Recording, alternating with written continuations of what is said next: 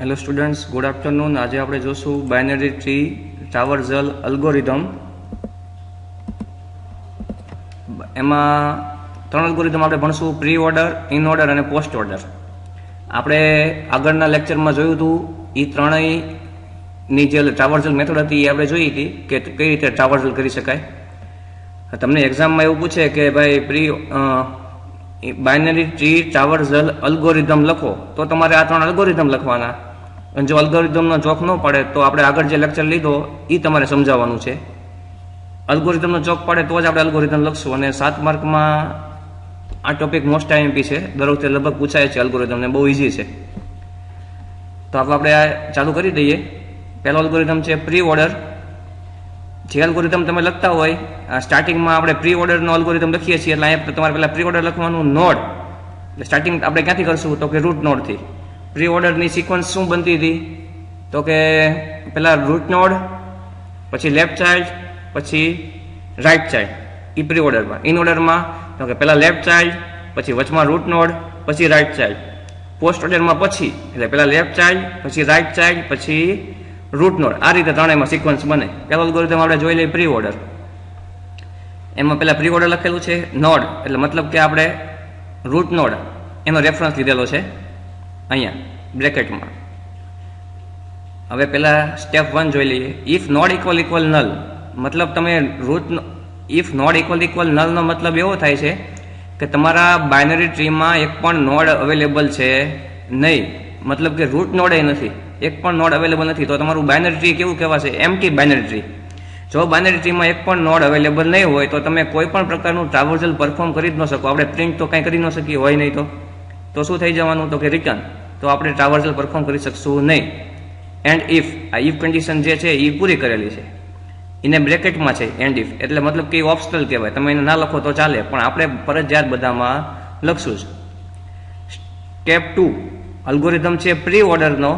એટલે પ્રી ઓર્ડરના નિયમ પ્રમાણે પહેલા રૂટ નોડ, પછી લેફ્ટ ચાઇલ્ડ, પછી રાઇટ ચાઇલ્ડ. એટલે જો આ સ્ટેપ 1 જો એક પણ નોડ નહીં હોય તો આપણે રિટર્ન થઈ ગયા છીએ, તો ટ્રાવર્સલ પરફોર્મ નથી કરવાનું. પણ જો બાઇનરી ટ્રીમાં નોડ અવેલેબલ હશે તો આપણે એને પ્રી ઓર્ડર ટ્રાવર્સલમાં કઈ રીતે પરફોર્મ કરશું એ જોઈ લઈએ. સ્ટેપ 2માં પ્રિન્ટ નોડ ઓફ વેલ્યુ. પહેલાં આપણે પ્રી ઓર્ડરમાં કોની વેલ્યુ પ્રિન્ટ કરવાની છે તો કે રૂટ નોડની. તો કે પ્રિન્ટ નોડ ઓફ વેલ્યુ એટલે રૂટ નોડની વેલ્યુ તમારે પ્રિન્ટ કરી દેવાની. Step 3 if node of left not equal to null. આપણે આગળના લેક્ચરમાં જોયું હતું કે આપણે એક લેક્ચર આપણે જોયું તો એમાં બાઇનરી ટ્રી રિપ્રેઝન્ટેશન આપણે સમજાતા. એને આપણે 2 રીતની મદદથી રિપ્રેઝન્ટ કર્યું હતું, એક એરે અને બીજું લિંક લિસ્ટની મદદથી. તો લિંક લિસ્ટની મદદથી આપણે જ્યારે રિપ્રેઝન્ટ કર્યું ત્યારે આપણે એક વસ્તુ જોઈ હતી, તમને બતાવી દઉં છું. ત્યારે આપણે આ એક પેજ જોયેલું હતું. એમાં આપણે સમજાતા કે આ એ છે નોડ, એને જુઓ તમે 2 ચાઇલ્ડ છે બી ને સી. બી છે એ એનો લેફ્ટ ચાઇલ્ડ છે, સી છે એ એનો રાઇટ ચાઇલ્ડ છે. એટલે તમે જુઓ એની એક પણ બાજુ નલ નથી. મતલબ નલ નથી એટલે એક બાજુનો મતલબ શું થાય કે એને બંને નોડ અવેલેબલ છે. હવે તમે અહીંયા જીમાં જુઓ. જીમાં તમે જોશો તો જીને એક નોડ છે, કયો છે કે. એટલે મતલબ કે જીને રાઇટ નોડ અવેલેબલ છે પણ જીને લેફ્ટ નોડ છે નહીં. એટલે તમે અહીં જોઈ શકો છો જીના લેફ્ટમાં નલ લખેલું છે.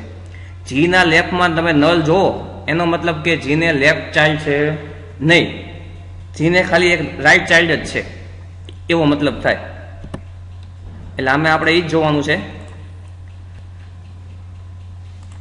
અહીં શું લખ્યું છે? If node of left not equal to null. મતલબ કે રૂટ નોડના લેફ્ટ સાઈડમાં નલ નથી. મતલબ કે રૂટના લેફ્ટમાં કોઈ નોડ અવેલેબલ છે તો આપણે એને પ્રી ઓર્ડરની મદદથી શું કરવાનું છે? એ નોડની વિઝિટ કરી દેવાની. નોડ ઓફ લેફ્ટ મતલબ કે તમારે અત્યારે હવે ક્યાં જવાનું તો કે રૂટ નોડના લેફ્ટ સાઈડમાં તમે જશો. એન્ડ ઇફ એટલે ઇફ કન્ડિશન ત્યાં પૂરી થશે. હવે રૂટ નોડની વેલ્યુ આપણે પ્રિન્ટ કરી નાખી હતી. રૂટ નોડના લેફ્ટમાં પણ તમે જઈ આવ્યા તો હવે શું વધ્યું તો કે રૂટ નોડના રાઇટમાં જવાનું આપણે બાકી રહ્યું છે. તો સ્ટેપ 4માં શું લેવાનું છે? If node of right not equal to null. મતલબ કે રૂટ નોડના રાઇટ સાઈડમાં પણ ખાલી નથી. મતલબ કે રૂટને રાઇટ નોડ પણ અવેલેબલ છે. તો શું કરશું આપણે? Preorder node of right એટલે મતલબ કે નોડના રાઈટ સાઈડમાં તમારે ટ્રાવર્સલ પરફોર્મ કરવાનું છે અને એની વેલ્યુ ત્યાં તમારે જઈને પ્રિન્ટ કરી દેવાની. એટલે પહેલાં રૂટ નોડની વેલ્યુ પ્રિન્ટ કરી, પછી રૂટ નોડના આપણે લેફ્ટમાં ગયા, એની વેલ્યુ પ્રિન્ટ કરી, એટલે રૂટ લેફ્ટ એટલું કામ પતી ગયું. પછી ક્યાં ગયા તો કે રૂટના રાઈટ સાઈડમાં ગયા આપણે. If node of right not equal to null, મતલબ કે રૂટના રાઈટ સાઈડમાં નલ નથી, મતલબ કે જ્યાં કોઈ નોડ અવેલેબલ હશે તો આપણે એની વેલ્યુ પ્રિન્ટ કરી શકીએ. તો આપણે પ્રી ઓર્ડરના સિક્વન્સ પ્રમાણે ક્યાં જશું તો કે હવે એના રાઈટ સાઈડમાં જશું, એની વેલ્યુ પ્રિન્ટ કરી દીધી. એન્ડ ઇફ, એટલે આ ઇફ કન્ડિશન અહીંયા પૂરી થાય છે. સ્ટેપ 5 એક્ઝિટ, એટલે કે પ્રી ઓર્ડરનો અલ્ગોરિધમ ત્યાં પૂરો થાય છે. આપણે રૂટ, લેફ્ટ અને રાઈટ ત્રણની વેલ્યુ પ્રિન્ટ કરી નાખી. નેક્સ્ટ અલ્ગોરિધમ છે ઇન ઓર્ડર. સેમ ઓલામાં અહીંયા પ્રી ઓર્ડર લખ્યું હતું, અહીંયા ઇન ઓર્ડર લખવાનું છે, બાકી કોઈ ચેન્જ નથી. સ્ટેપ 1માં પણ કોઈ પણ પ્રકારનો ચેન્જ નથી. સેમ ઓલાના નિયમ પ્રમાણે તે જો એક પણ નોડ અવેલેબલ નહીં હોય તો તમે ઇન ઓર્ડર ટ્રાવર્સલ પણ પરફોર્મ ન કરી શકો. તો શું થઈ જવાનું છે? રિટર્ન થઈ જવાનું છે. And if step 2, if node of step 2, એમાં હવે આગળના જે આ 3 સ્ટેપ હતા 2, 3 અને 4, એ ખાલી ઇન ઓર્ડરમાં ઉપર નીચે થશે ઇન ઓર્ડરના નિયમ પ્રમાણે. ઇન ઓર્ડરના નિયમ પ્રમાણે શું હતું તો કે પહેલા લેફ્ટ ચાઇલ્ડ આવે, પછી રૂટ નોડ, પછી રાઈટ ચાઇલ્ડ. એ રીતે પ્રી ઓર્ડરમાં શું હતું તો કે પહેલા પ્રી ઓર્ડરમાં પ્રી એટલે પહેલા, તો આપણે રૂટ નોડને પહેલા પ્રિન્ટ કરતા હતા, પછી લેફ્ટ ચાઇલ્ડ ને પછી રાઈટ ચાઇલ્ડ. હવે આપણે છીએ અત્યારે ઇન ઓર્ડરમાં, તો પહેલા શું લેશું? પહેલા આપણે લેશું ઇન ઓર્ડરમાં લેફ્ટ ચાઇલ્ડ, પછી રૂટ, પછી રાઈટ ચાઇલ્ડ. એટલે પહેલા ઓલામાં જે સ્ટેપ 3 હતું પ્રી ઓર્ડરમાં એ ક્યાં આવી ગયું? સ્ટેપ 2માં, કારણ કે લેફ્ટ નોડને આપણે પહેલા પ્રિન્ટ કરવાનો છે.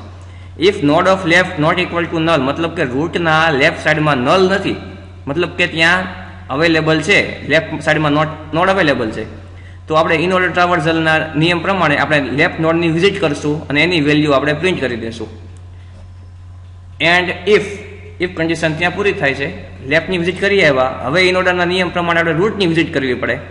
Step 3 print node of value. Node કયો હતો? રૂટ નોડ, તો એની વેલ્યુ આપણે પ્રિન્ટ કરી દીધી. એટલે લેફ્ટ, રૂટ એટલું કામ પતી ગયું. હવે step 4, if node of right not equal to null, મતલબ કે નોડના રાઈટ સાઈડમાં નલ નથી, મતલબ કે રૂટ નોડના રાઈટ સાઈડમાં નોડ અવેલેબલ છે, તો આપણે ઇન ઓર્ડરના નિયમ પ્રમાણે પહેલા લેફ્ટની વિઝિટ કરી નાખી હતી, પછી રૂટની વિઝિટ કરી નાખી, હવે રાઈટની બાકી રહી. તો રાઈટમાં પણ નલ નથી, મતલબ કે નોડ અવેલેબલ છે, તો હવે ઇન ઓર્ડરના નિયમ પ્રમાણે આપણે નોડ ઓફ રાઈટ મતલબ રાઈટ સાઈડમાં આપણે વિઝિટ કરી આવશું અને એની વેલ્યુ પ્રિન્ટ કરી દઈશું. એન્ડ ઇફ કન્ડિશન પૂરી થાય છે. સ્ટેપ 5 એક્ઝિટ, એટલે ઇન ઓર્ડરનો અલ્ગોરિધમ તમારે અહીં પૂરો થાય છે. હવે પોસ્ટ ઓર્ડર. સેમ ઓલા આગળ 2 પ્રમાણે અહીંયા પોસ્ટ ઓર્ડરનો આપણે અલ્ગોરિધમ ભણીએ છીએ, તો એમાં પોસ્ટ ઓર્ડર લખશું, બાકી કોઈ ચેન્જ નહીં. સ્ટેપ 1માં કોઈ પણ પ્રકારનો કાંઈ ચેન્જ નથી, સેમ છે. સ્ટેપ 2, હવે પોસ્ટ ઓર્ડરમાં છીએ એટલે શું થશે તો કે પહેલા લેફ્ટ ચાઇલ્ડ, પછી રાઈટ ચાઇલ્ડ ને છેલ્લે રૂટ નોડ આવે. એટલે if node of left not equal to null, મતલબ રૂટ નોડના લેફ્ટ સાઈડમાં નલ નથી, તો એની વિઝિટ કરીને આપણે શું કરશું તો કે post order node of left, any value print કરી નાખશું લેફ્ટ નોડની. એન્ડ ઇફ, એટલે ત્યાં ઇફ કન્ડિશન પૂરી થાય છે. સ્ટેપ 3માં તો કે if node of right not equal to null, રૂટના રાઈટ સાઈડમાં પણ નલ નથી, મતલબ કે આપણે એની વિઝિટ કરી શકશું તો કે post order node of right, એટલે રાઈટ સાઈડના નોડની તમે વેલ્યુ પ્રિન્ટ કરી આવ્યા. એન્ડ ઇફ, એટલે ત્યાં કન્ડિશન પૂરી થાય છે. હવે છેલ્લે લેફ્ટ પતી ગયું, રાઈટ પતી ગયું, છેલ્લે આવે રૂટ નોડ, તો શું આવશે તો કે પ્રિન્ટ નોડ ઓફ વેલ્યુ, રૂટની વેલ્યુ પ્રિન્ટ કરી દેવાની.